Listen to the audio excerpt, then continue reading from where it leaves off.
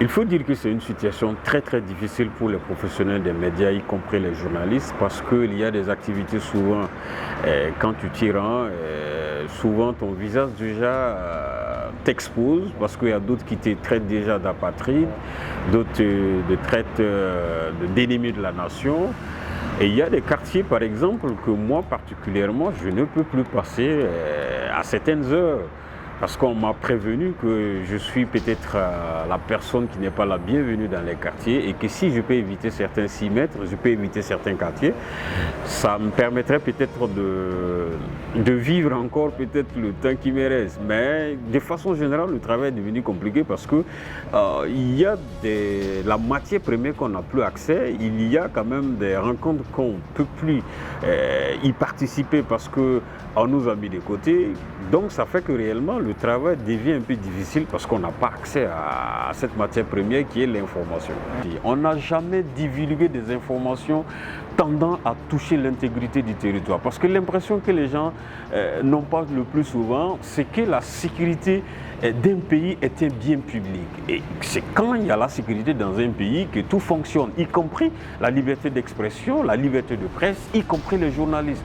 Donc les journalistes ne peuvent pas travailler à contre-courant contre la lutte contre le terrorisme ou certaines choses. Mais comme on a mis dans la tête de certains individus que nous sommes les ennemis de la nation et qui n'ont pas réellement pris de recul pour comprendre la chose, les gens ne cherchent pas à comprendre certaines choses. La situation sécuritaire se porte un peu mieux parce que quand les nouvelles autorités sont venues, ils ont tracé par exemple des sillons comme quoi il faut d'abord doter du matériel conséquent à nos forces de défense et de sécurité. Je pense que nous sommes dans cette dynamique. De par le passé, on a vu des images où il y a eu du matériel réellement qui est venu. Mais maintenant, de façon générale, comme on n'a pas réellement tous les rudiments qu'il faut, à mon corps défendant, je peux dire que la situation s'améliore. Mais à côté de cette situation, moi j'ai toujours dit aux gens que je n'ai jamais vu sur cette terre une guerre qui a été réussie uniquement que par le matériel. Ce n'est pas le matériel qui fait la guerre. Il faut aussi ajouter par exemple à cette guerre-là le côté dialogue.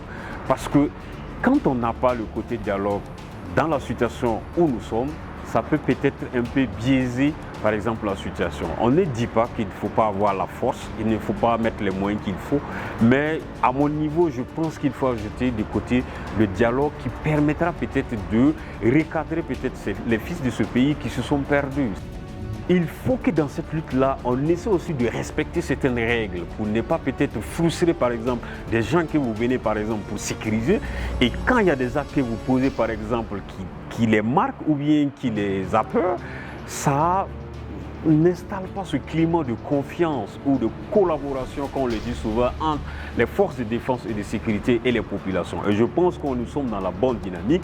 Et le plus souvent, on a toujours appelé ça à nos forces de défense et de sécurité qui ont réellement pris le problème à bras le corps. Et je pense que de plus en plus, on travaille à ne plus tomber dans cette situation de par le passé que d'autres ont commis. Donc, je pense que dans l'ensemble, on peut y arriver. Donc, pour moi, il faut qu'on travaille réellement à résoudre, par exemple, ces questions d'injustice-là, à faire que le développement ne soit pas centré peut-être dans les villes, plus dans d'autres villes que dans certaines villes, mais le développement puisse prendre en compte toutes les provinces et toutes les contrées du Burkina Faso. Je pense que si réellement on arrive à rattraper ces manquements, on peut peut-être ramener des gens dans la bonne conception de la chose, dans la bonne façon de voir la chose, et que c'est le pays qui y gagne.